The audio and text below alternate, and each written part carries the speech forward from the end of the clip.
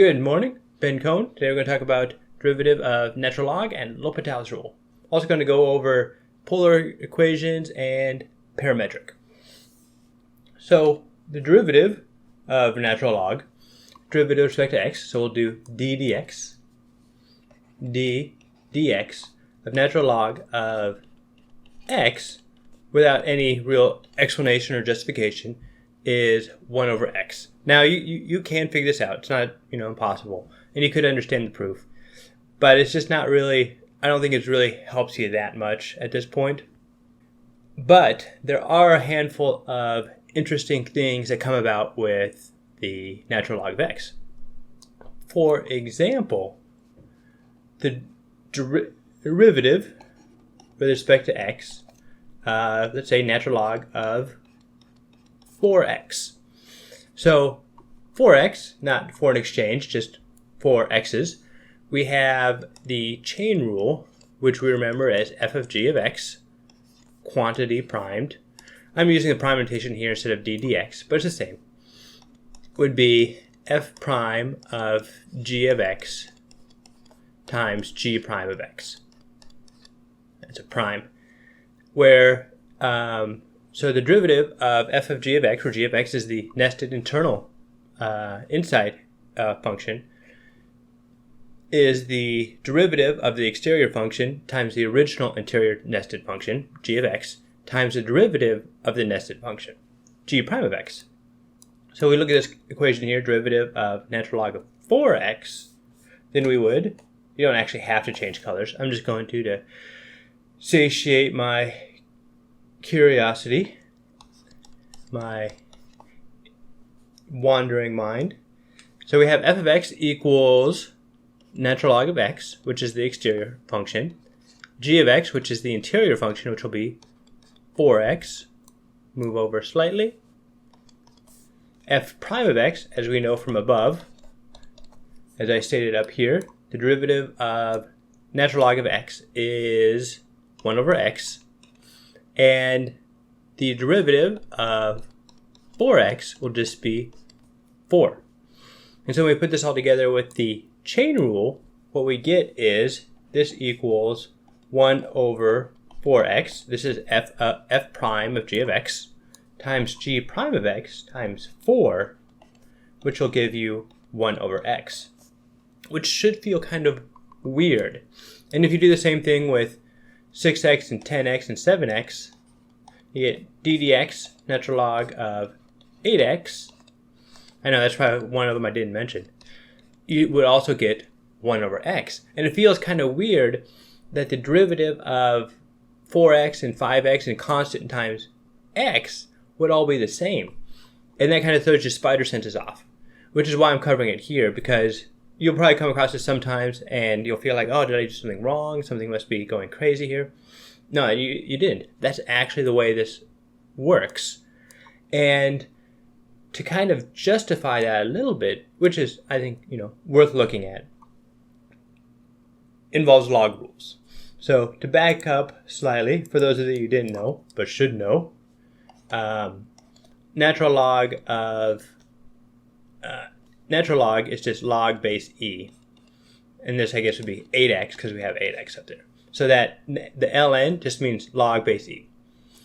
So changing tactics slightly, we're going to kind of foreshadow off into the future, be kind of a portend, an omen, so to speak. Is that a literary thing? I don't know. This will be ominous. So the opposite of derivatives are antiderivatives. Just kind of like the opposite of multiplication is division, addition is subtraction. You do one to get kind of the inverse. So long story short, if we have integral, it's written like this, of derivative of some sort of f of x here, then we would get f of x. Sort of. So this antiderivative, also known as integral written like this, which we haven't learned yet, but we will in a few lessons, is the inverse of this. So the integral cancels out the derivative, or the integral is also referred to as the antiderivative. The antiderivative will cancel out the derivative, which seems reasonable based solely on the nomenclature. Well, this is not entirely true, because then we add in a plus c right here. And the reason for that is when we take the derivative, we lose information. To see what I mean here, when I say f of x equals, let's say, 3x plus 2, we take the derivative of this, f prime of x, and we get 3.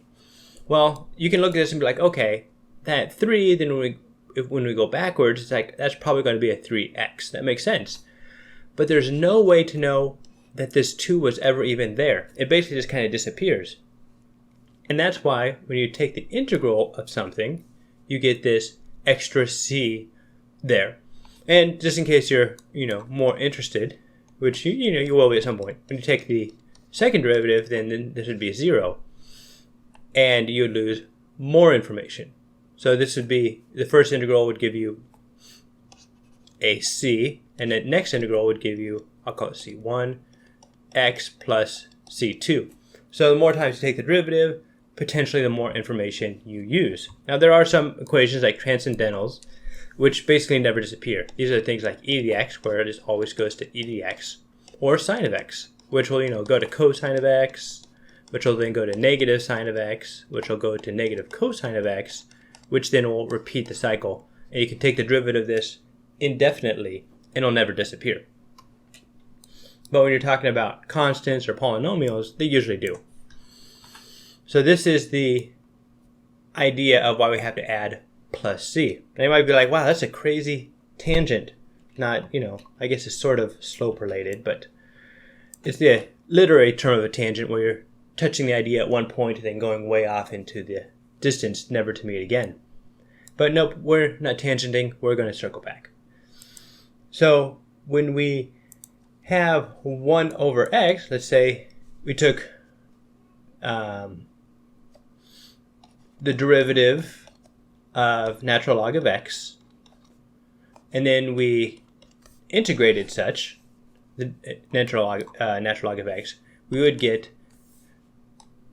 so this would become 1 over x, like so, and then when you do the integral of it, it then goes back to natural log of x. So what we get would actually be absolute value signs, but I'm not going to worry about that right now, plus c, where c is some sort of constant. Well, I'm going to call this c1 just for convenience, clarity's sake. Well, this c1, that can be any constant.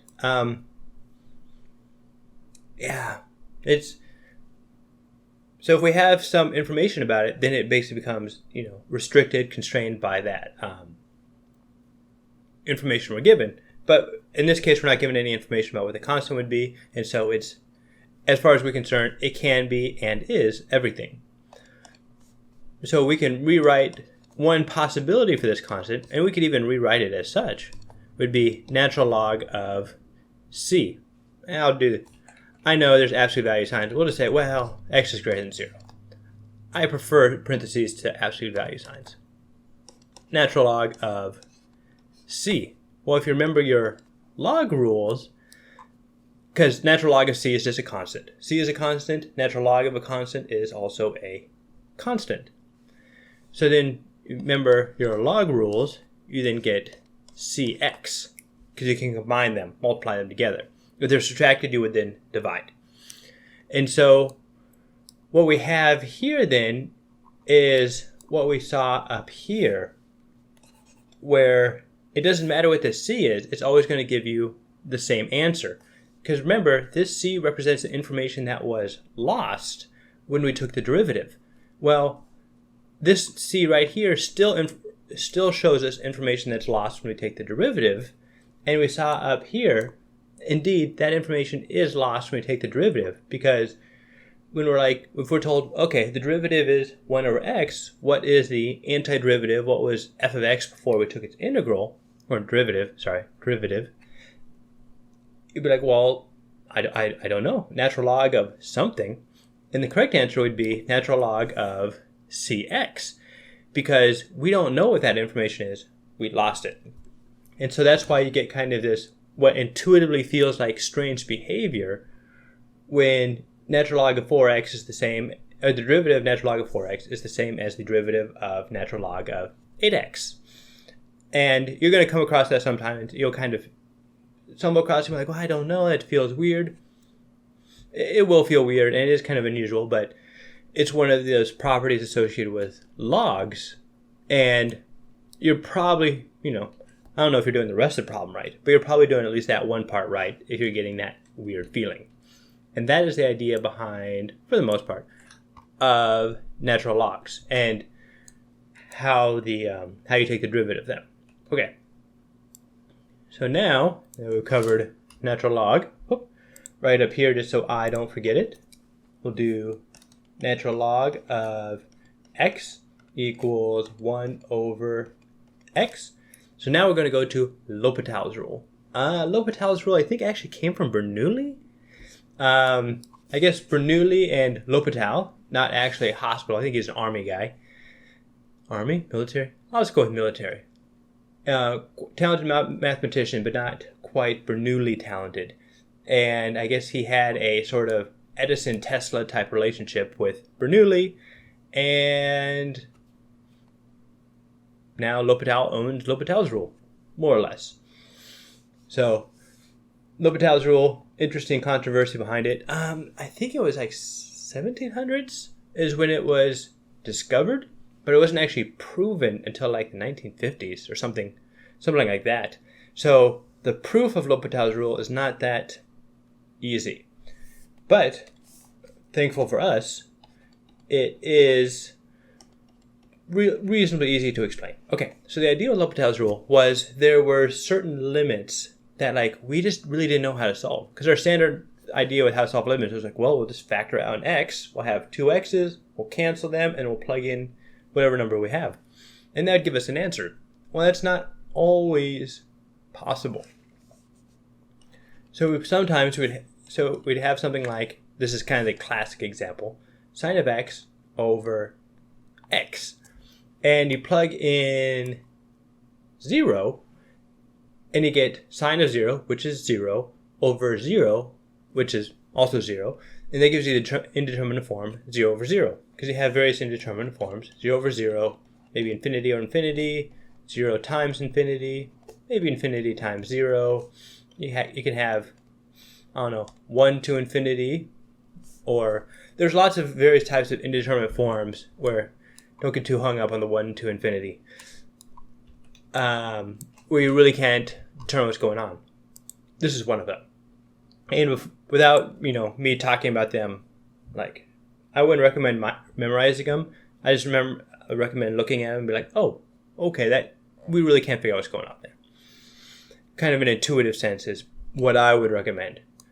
So what L'Hôpital's Rule says is we can take the derivative of the top and the derivative of the bottom. That'll give us the same limit. So in a more formal sense, limit as x approaches c of f of x, g prime of x, g of x, just g of x, equals limit as x approaches c of f prime of x over g prime of x. And so that says that what we can do up here, and this is if you have an indeterminate form. If there is actually an answer, this will probably make it difficult to solve. So if you can solve it, solve it. If you can't solve it due to an indeterminate form, use L'Hôpital's Rule. This will be probably 80% of the limits that you see on the AP exam. Because limits, they're pretty easy for the most part, usually. And they usually only, if you're talking about just limits, then you're testing on just a very small portion of knowledge. There's 4 big areas in the AP exam. You have limits, derivatives, antiderivatives, and then for the BC, which is the one I advocate for, you also have series. And so the nice thing about L'Hôpital's Rule is it takes concepts from limits and it takes concepts from derivatives, and it's able to test your knowledge, require you demonstrate knowledge on multiple concepts. And so one problem can kind of blossom into multiple demonstrations of knowledge, which from a test taker point of view is very efficient. So what we do here then is we take the derivative at the top. So this would be limit as x approaches 0 of cosine of x, because the derivative of sine of x is cosine of x. Derivative of x is just 1. Then we plug in 0, and we have cosine of 0 over 1, which equals 1 over 1, which is in fact 1. So the limit as x approaches 0 of sine of x over x is 1. And you do that by Hpitals rule. And that's the sort of, you're going to use this technique over and over again for probably, like I said, 80% of your limits. When you're asked questions about limits on the AP exam, you're going to use a lot of Hpitals rule. And the main reason is it just allows you to demonstrate more knowledge. Now, one small caveat to keep in mind here is if this then is also an indeterminate form, it wasn't in this case, but if it was, then you can just do Hpitals rule again. And you can do Hpitals rule again and again until you get an answer, something that works. Though, if you are doing Hpitals rule and you do it like 4 or 5 times, something's probably gone wrong. Maybe not, but probably. So you usually won't have to do Hpitals rule more than twice. Third is kind of an outside possibility. After that, there's probably something you're missing, and you should look at it again. All right, let's look at another example. For this example, I use x approaches 0, which you'll see a lot of, but not needed. Usually you'll see 0, infinity, or a relatively small number like 2. This example, I'm also going to use 0. So if we say, let's say e to the x minus 1 over x squared minus x. And we look at this, like, okay, first thing we do, plug in 0, e to the 0. We have e to the 0 minus 1 over 0 minus 0. That's 1 minus 1 over 0 minus 0, which is 0 over 0, which is indeterminate. Okay. So we can't do it through that method. So let's be slightly more clever and use Hpitals rule. So Hpitals rule, take the derivative of the top, derivative of the bottom. We'd be left with limit as x approaches 0. Derivative of e to the x is e to the x. Derivative of 1 is 0, so it disappears. We have 2x minus 1. Plug in 0 again. We have e to the 0 all over 2 times 0 minus 1. And we are left with 1 over negative 1, which is negative 1. And so in this case, the limit as x approaches 0 using Hpitals rule, which is right here. Is there a little, there might be a little accent there. I think there is. Hpitals rule. I always thought it was the hospital, but it's not. I think it's different. I think hospital is spelled differently in French. Not much differently, but I think it's, yeah. I think hospital in French has an O right there. Hôpital.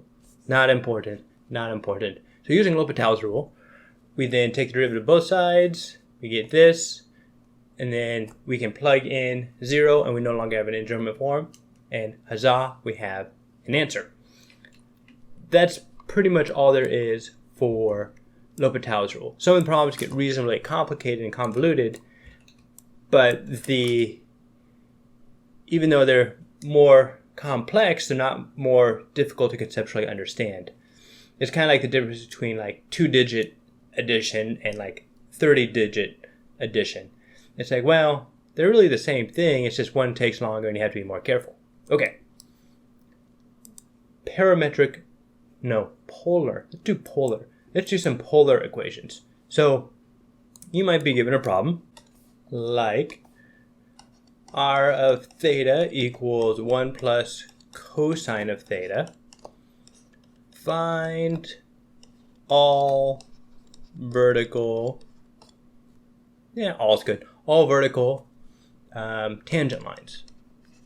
So the idea here is you draw out r theta equals 1 plus cosine theta, and you look at all the places where the tangent lines, the line where it touches the curve at only a single point, is vertical. Or so to look at this then, we'd have some other information. So the information we glean from this is vertical means that the slope is infinite, straight up and down. So the dy dx, the dx part then would be 0 when the y dy is not 0. And tangent line is basically just finding the slope. So there is an equation for how to find the slope of a polar equation. This is a polar equation. R is radius and theta is the angle. So basically the radius is changing as the angle goes to the angle. So you look at your equation, your coordinate plane. You start here with theta equals 0, and as theta goes around, this r radius changes somehow to make some sort of a shape. Boom, boom. And at some point it'll probably become periodic, so it'll just repeat over itself. So instead of memorizing the equation, I like to think of it as dy dx. Because that's all we know. We're like, all right, we want slope. Your first thought is, okay, we'll find dy dx. We'll rise over run, so to speak. And you can memorize the equation, but I recommend kind of deriving it like we're going to do right now. When you memorize something, you don't get an intuitive feel for how it's supposed to look usually. You can through, a whole bunch of series of mnemonics. But when you know how to derive something, and when you do derive something, you have kind of a two-path. You have like your answer you get from derivation, and then you have the answer you've seen before and you kind of recognize. And ideally, when those powers combine, you have more likely the correct formula, which is good for Spider Sense's point of view because it minimizes human performance traps. So when possible, when feasible, I recommend deriving formulas, and this is no exception. So the way you look at it is, I don't want to go with deltas. D's and deltas are similar in concept. I usually use deltas when I'm trying to say that there's a small change that's not infinitely small. I should probably be using deltas for this, but that's fine. And this is a lot of higher level math people would be like, well, this is wrong. You're not supposed to do it this way. It's kind of an abusive notation. You don't understand what you're doing. And a lot of that's true. But, I'm indifferent. So I'm going to rewrite dy dx as dy d theta over dx d theta. And the idea here then is when you divide one fraction by another, it's the same as multiplying by the reciprocals. So, nope, multiplying by the reciprocals. So you take the reciprocal of dx d theta. Then the d thetas cancels and you're left with dy dx. So that's why we can write it like this. Well, we know, back to green. Yeah, I'm good with green. That we can convert x's and y's. That's a pretty sad triangle. Pretty sad triangle. Up. Still sad, but not as sad. Okay. So if we have our triangle, kind of like this, we can say that, okay, our y equals r sine theta. This is trigonometry, which you should know. And x equals r cosine theta. And so we can then look at this and take it, the derivative in terms of theta. So dy d theta, which is one of the things we're looking for, is over here. And you might be thinking, why did we do dy d theta instead of dr d theta? You'll normally see your polar equation in terms of r of theta equals something. It could be rewritten in terms of theta equals r. It's easier to look at everything just in terms of theta. So we could do dy dr here and still get the right answer, but it'd be significantly more complicated and less useful. So 90% of the time, probably more, you'll do dy d theta. So go with that as your instinct in the first path you go down. So dy d theta, in this case, would be, this is the product rule, because r is a function of theta, and sine of theta is also a function of theta. So I'll write that up here real quick. Okay, blue. uv prime equals uv prime plus u prime v. U equals r, v equals sine of theta, u prime equals r prime, v prime equals cosine theta. Okay, putting it all together, we have u times v prime be r cosine of theta plus u prime r prime sine of theta. And your thought process is, but we already know what r is. It's 1 plus cosine theta. We just said so over here, which is true. This, I'm just going to try and get out the formula first for the polar. And after I get the formula, then I'll substitute back in r. Ooh, we'll do orange. dx d theta. Okay, so then we have same concept here, except now we have so we have u equals r, u prime equals r prime, v will be cosine theta, v prime will be negative sine theta. Okay, so u is r, v prime is negative, move the negative on the outside just for convenience, u prime, which is r prime, and v, which is cosine theta. Okay? So looking at this then, we want to do dy divided by dx. Whoop, whoop. dy d theta. And you can see how when if you don't write all this out again and kind of skip some of the just rewriting steps, this can actually go through, you can get this done pretty quickly. R cosine theta plus r prime sine theta all over. Nope. There we go. And I'm going to switch the order of these just so I don't start off so negative. I enjoy being positive. Okay, and that is incredibly crooked. So I'm going to straighten it out slightly and better. And this is our equation for the slope of a polar equation. So now we're going to look at this and use it. So take this information, move it over here, clean up all the riffraff.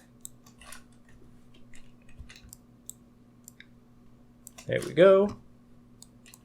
So now we're going to basically, at this point, we're basically going to start our problems. The thought process is like, wow, that took a long time to get that equation. Is it really worth it? It's hit or miss. You're right. You'll normally be given 2 or 3 minutes to do a problem like this. It'll probably take you 3 or 4, just because to derive the equation. So I think it's worth the expending time normally, but if you're kind of behind the curve and you really need to push, then it becomes tough. And it's like, well, maybe I should have memorized the equation. I recommend not memorizing it, but if you feel you want to, I understand. Okay, so now we plug everything in. We want to find r prime of theta, which is r prime, which is going to be negative sine of theta. So the 1 goes away, cosine goes to negative sine. So we plug that in, and we have 1 plus, zoom in a little bit more, 1 plus cosine of theta times cosine of theta plus, I'm going to change that to a minus, sine of theta, and I'll just do this as sine of theta squared, because we got 2 sines of theta, all over r prime, so it would be negative sine of theta cosine of theta minus 1 plus cosine of theta times sine of theta. Okay, So now we want to find the vertical tangent lines. And to do that then, we would want this denominator to equal 0. So the possible tangent lines would be, so we have negative sine of theta, cosine of theta, minus 1 plus cosine of theta, sine of theta equals 0. Okay, we can clean up the rest of this real quick. And that's just the denominator. If I was being a little bit more thorough, I should probably check to make sure where the numerator is 0 as well. But that'd be kind of difficult, and I'm going to move on and just do the denominator. Because if the numerator and denominator are both 0, then I'm not actually quite sure what's going on. Okay, so first thing we can do to solve this is we can see that we can get rid of the negatives, multiply everything by -1.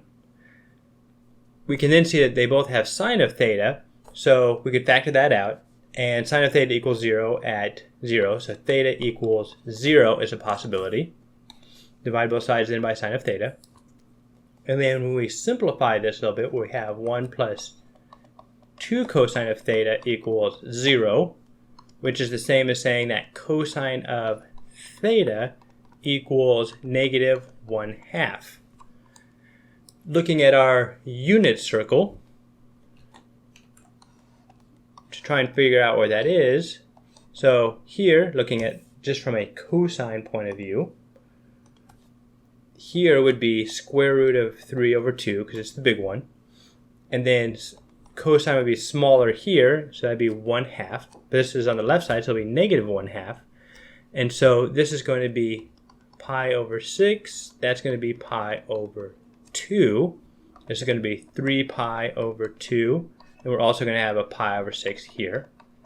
So our two solutions would be pi over 2 plus pi over 6. And then 3 pi over 2 minus pi over 6. And that's just trying to use the unit circle to figure out where cosine equals -1/2. Because there's, usually you can use a calculator for these sort of things, but there's a few numbers that you should just know. Square root of 3 over 2, 1/2, and square root of 2 over 2. And then I guess 0 and 1. So simplifying this, go to green. 3, 6, 9, 6, common denominator.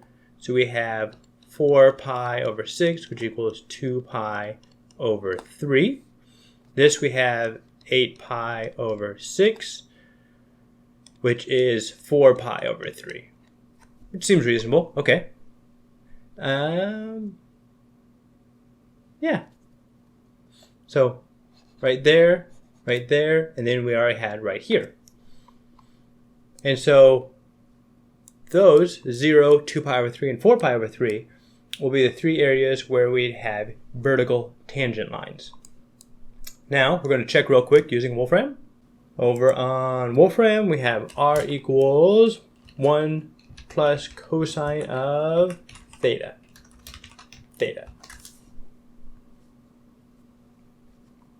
Bum bum bum. Aha, here we go. So polar plot, and it looks like, looks like right here, theta equals 0. And then we have, was it 2 pi over 3? I think it's 2 pi over 3. And 4 pi over 3. Maybe, seems reasonable. Seems reasonable. At least not obviously wrong. Which in and of itself is a small victory. So that is how we do, that's the idea behind polar coordinates. Actually, I'll write up Hpitals Rule here real quick, which I should have done earlier. So limit as x approaches c, f of x over g prime of x. And there's some more nuance in this. Basically, it can't start off being solved. If you have an indeterminate form, then this applies. F prime of x over g prime of x, where c is just a constant. Okay, so now we're going to go with parametric equations. Same concept as the polar equations. So let's look at an example. So if we have, let's say, zoom in, x of t equals t squared minus 3, and y of t equals 2t minus 1. And we're given the question, find the slope of this parametric equation. And the idea with the parametric equation is we have an extra variable, a dummy variable, if you will. And the thought process, wow, why do we call it a dummy variable? Well, the idea here is we could say y equals 2t minus 1, y plus 1 over 2 equals t. We then take this y plus 1 over 2, plug it into the x, and we just have y, x in terms of y, and t would disappear. But parametric equations are useful, especially for things like time. And it's like, well, we have now separated the x motion and the x motion is like this, y motion is like this, from each other. And so now we look at it in terms of another variable, time. Probably the independent variable time, as time ratchets up in life, as it tends to do, sadly. The x and y move in their various directions as defined by these functions. And it's like, all right, let's find the slope. And like, okay. And so then you do, well, dy dx is the slope. And we'll call this dy dt over dx dt, just like we did with our polar coordinates. And this idea is when you're dividing fractions, you multiply by the reciprocal of the denominator. And so we need to find what dy dt is and dx dt. We can probably do that right over here. I'll do it as x prime of t, but really it's dx dt. I just use the prime notation because it's convenient. So in this case it would be 2t, and y prime of t, and that's based on the power rule, would be 2. And so when we come down here, I just used purple, there we go, blue. Dy dt, which would be 2, would be 2. Dx dt, which is 2t, which is 2t. The 2's cancel, and we're left with 1 over t. And the idea here with parametric equations is very similar to what we did with the polar equations. Is we look at this, all right, we don't know what to do. We want to find the slope. All we know slope is change in y over change in x, rise over run, if you will. And so we then use that to rewrite it in dy dt over dx dt. We find each dy dt and dx dt. We put it together, we divide it out, and that gives us our value. And you're right, you do have to be kind of worried about, you're good. This is how you do it. This is how you approach parametric equations. And so there's not really a hard set, hey, this is the parametric equation, this is how you solve it.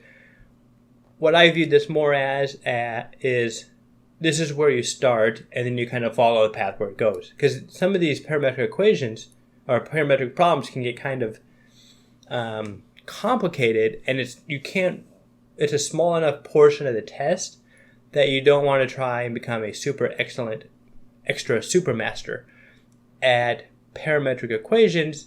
Have an idea of what's going on, feel a little bit of confidence. So when you come in here, you see this problem, you panic, which is okay, everyone does. But then you know where to start. You come out of your panic, you rally the troops, you find your dy dx, and you sally forth. And that's how I approach these parametric problems. So that's pretty much all there is for derivatives at this point. So next time, we'll go over basically a review of derivatives. And then from that, we go on to antiderivatives and series, which are all kind of same type. But this is basically the whole first semester of calculus. So what we learned today, what I went over, was derivative of natural log of x is just 1 over x. Hpitals Rule, crazy useful. Not that complicated, but you'll use it about 1 billion times. It's pretty much every limit you do on an AP exam will be Hpitals Rule, especially the BC. And then we went over polar, which nothing new, just a way to look at information that you already knew in a slightly different light. And same thing with parametric. So, not too bad. A little bit of confidence. You can do this. I believe in you. Thanks for stopping by.